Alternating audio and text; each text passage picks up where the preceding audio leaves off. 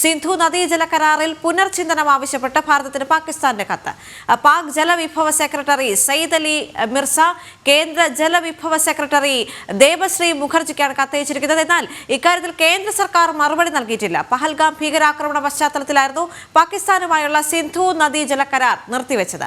വിവരങ്ങളുമായി ഐസൻ ജോസ് ചേരുന്നുണ്ട്. ഐസൻ, ഇപ്പോൾ പാകിസ്ഥാന്റെ ഭാഗത്ത് നിന്നൊരു അഭ്യർത്ഥന വരികയാണ്. സിന്ധു നദീജല കരാറുമായി ബന്ധപ്പെട്ട ഒരു പുനർചിന്തനം ഭാരതത്തിന്റെ ഭാഗത്ത് നിന്നും ഉണ്ടാകണം എന്നതുമായി ബന്ധപ്പെട്ടാണ്. പക്ഷേ ഭാരതം കഴിഞ്ഞ ഏറ്റവും അവസാനത്തെ മറുപടിയിലും ഈ വിഷയവുമായി ബന്ധപ്പെട്ട് പറഞ്ഞത് രക്തവും വെള്ളവും ഒരുമിച്ച് ഒഴുകില്ല എന്നായിരുന്നു പ്രധാനമന്ത്രി നരേന്ദ്രമോദി കഴിഞ്ഞ ദിവസം രാജ്യത്തെ അഭിസംബോധന ചെയ്ത് സംസാരിച്ചപ്പോൾ പറയുന്നുണ്ടായിരുന്നത്. പക്ഷേ ഇതുമായി ബന്ധപ്പെട്ട് ഇപ്പോൾ പാകിസ്ഥാന്റെ ഈ ഒരു അഭ്യർത്ഥന ഭാരതം സ്വീകരിക്കുമോ നിരസിക്കുമോ എന്നുള്ള കാര്യത്തിൽ ഇനി വരുന്ന മണിക്കൂറുകളിൽ നമുക്ക് അറിയാൻ സാധിക്കും. മറ്റ് വിവരങ്ങൾ എന്തൊക്കെയാണ് ഐസൻ ഇതുമായി ബന്ധപ്പെട്ട്?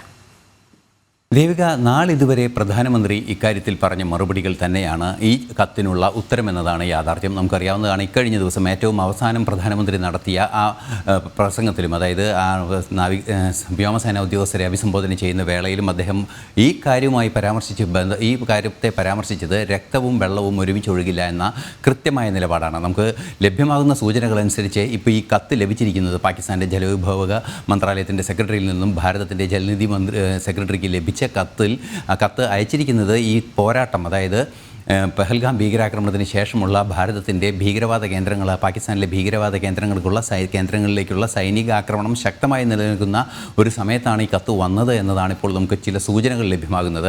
അതിനുള്ള മറുപടി പ്രധാനമന്ത്രിയുടെ ഭാഗത്തു നിന്ന് നേരിട്ട് അങ്ങനെ ഒരു കത്തിനുള്ള മറുപടിയായി അല്ലെങ്കിൽ അത്തരത്തിലൊരു അഭ്യർത്ഥനയെ മാനിക്കുന്ന മറുപടിയോ പ്രധാനമന്ത്രി നൽകേണ്ടതില്ല. കാരണം ഒരു ഉദ്യോഗസ്ഥ തലത്തിൽ വന്നൊരു കത്തിനെ പ്രധാനമന്ത്രി മറുപടി പറയേണ്ട ആവശ്യവുമില്ല. പക്ഷേ ആ ആശയത്തിന് കൃത്യമായ മറുപടി പ്രധാനമന്ത്രി കഴിഞ്ഞ ദിവസം അവസാനം നടത്തിയ ജനങ്ങളോട് നടത്തിയ അഭിസംബോധനയിലും എല്ലാം തന്നെ വളരെ കൃത്യമായി പറഞ്ഞിട്ടുണ്ട്.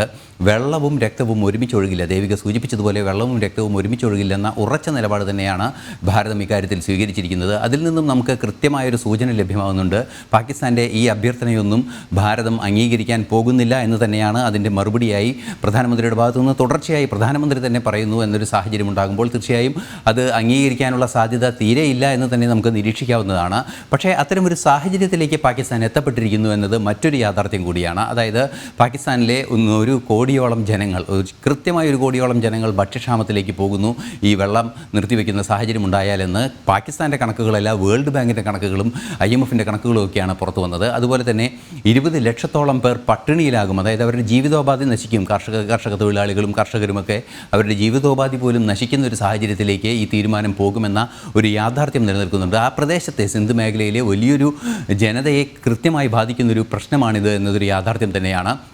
ആ യാഥാർത്ഥ്യം തിരിച്ചറിഞ്ഞതോടെ കൃത്യമായും പാകിസ്ഥാൻ അക്കാര്യത്തിൽ ഒരു റിക്കൺസിലിയേഷൻ്റെ നീക്കങ്ങൾ നടത്തുന്നു എന്നത് നമുക്ക് മനസ്സിലാക്കാൻ സാധിക്കുന്നുണ്ടെങ്കിൽ കൂടി ഭാരതം ഇതിന് അനുകൂലമായ മറുപടി നൽകുക നിലവിലെ സാഹചര്യത്തിലില്ല എന്ന് തന്നെയാണ് അറിയാൻ സാധിക്കുന്നത്. ഇനി അഥവാ മറുപടി നൽകുകയാണെങ്കിൽ തന്നെ കൃത്യമായ മാനദണ്ഡങ്ങൾ പാലിക്കേണ്ടി വരും. കൃത്യമായും ഇന്ത്യ പാകിസ്ഥാനിൻ്റെ ഇടയിൽ നിൽക്കുന്ന പ്രശ്നങ്ങളെല്ലാം തന്നെ പരിഹരിക്കേണ്ടി വരും. അല്ലെങ്കിൽ 1960 മുതൽ നിലനിൽക്കുന്ന ഒരു കരാർ പല പ്രശ്നങ്ങളും ഉണ്ടായപ്പോൾ ഇത്തരത്തിലൊരു കർശന നടപടി ഉണ്ടാകാതെ ഇപ്പോൾ ആ കർശന നടപടിയിലേക്ക് പോയിട്ടുണ്ടെങ്കിൽ അതുകൊണ്ട് എന്താണോ ലക്ഷ്യം വയ്ക്കുന്നത് അത് നേടിയതിന് ശേഷം മാത്രമേ ഭാരതം ആ ഒരു നയതന്ത്ര നീക്കത്തിൽ നിന്നും പിന്മാറുകയുള്ളൂ എന്നതൊരു യാഥാർത്ഥ്യം തന്നെയാണ്.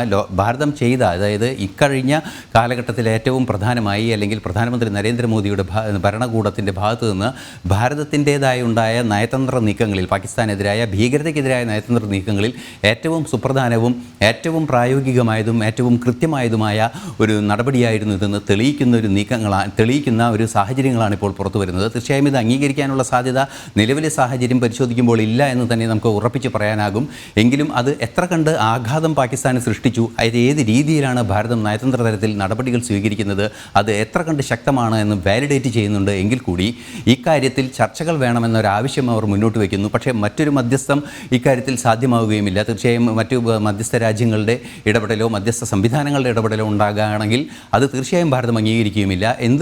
ഏതൊരു സാഹചര്യത്തിൽ നോക്കിയാലും അംഗീകരിക്കാനുള്ളൊരു സാധ്യതയില്ല. അത്തരത്തിൽ ഒരു സങ്കീർണമായ ഘട്ടത്തിൽ യഥാർത്ഥത്തിൽ പാകിസ്ഥാൻ എത്തപ്പെട്ടിരിക്കുന്നു എന്നൊരു യാഥാർത്ഥ്യമുണ്ട്. പക്ഷേ മറ്റൊരു പ്രശ്നം കൂടെ നിലനിൽക്കുന്നത് ഈ കത്തിൽ തന്നെ, ഈ കത്തുമായി ബന്ധപ്പെട്ട വിവരങ്ങൾ പുറത്തു വരുമ്പോൾ നമുക്ക് ലഭ്യമാകുന്ന സൂചനകളനുസരിച്ച് ഒരു മാന്യത, ഒരു ഡിപ്ലോമാറ്റിക് മാന്യത പുലർത്തുന്ന രീതിയിലല്ല ഈ കത്ത് വന്നിട്ടുള്ളത് എന്നതും ഒരു വസ്തുതയാണ്. ആ കത്തിൽ നിയമവിരുദ്ധമായ നടപടി എന്ന രീതിയിലുള്ള ചില പരാമർശങ്ങളൊക്കെ നടത്തിയിട്ടുണ്ട് എന്ന് കൃത്യമായും വിവരങ്ങൾ പുറത്തു വരുന്നുണ്ട്. അങ്ങനെയെങ്കിൽ തീർച്ചയായും പാകിസ്ഥാൻ്റെ ഈ കത്ത് കൊണ്ട് ഉദ്ദേശിക്കുന്ന ആ ലക്ഷ്യം അപ്പോൾ തന്നെ തകർന്നു പോയ ഒരു സാഹചര്യമുണ്ട് എന്നതും ഒരു യാഥാർത്ഥ്യമാണ്. എന്ന് തന്നെയായാലും ഭാരതം കണ്ട ഏറ്റവും മികച്ച, അല്ലെങ്കിൽ പാകിസ്ഥാൻ്റെ ഭീകരപ്രവർത്തനങ്ങൾക്ക് പിന്തുണ നൽകുന്ന, അതിർത്തി കടന്നുള്ള തീവ്രവാദത്തിന് പിന്തുണ നൽകുന്ന അതീവ ഗുരുതരമായ നീക്കത്തിന് ശക്തമായ തിരിച്ചടി നയതന്ത്ര തലത്തിൽ നൽകിയതിൽ ഏറ്റവും വലിയ തിരിച്ചടിയായി ഇത് മാറുന്നു എന്നത് തെളിയിക്കപ്പെടുകയാണ് വീണ്ടും വീണ്ടും. ദേവിക. ശരിയായി സർ.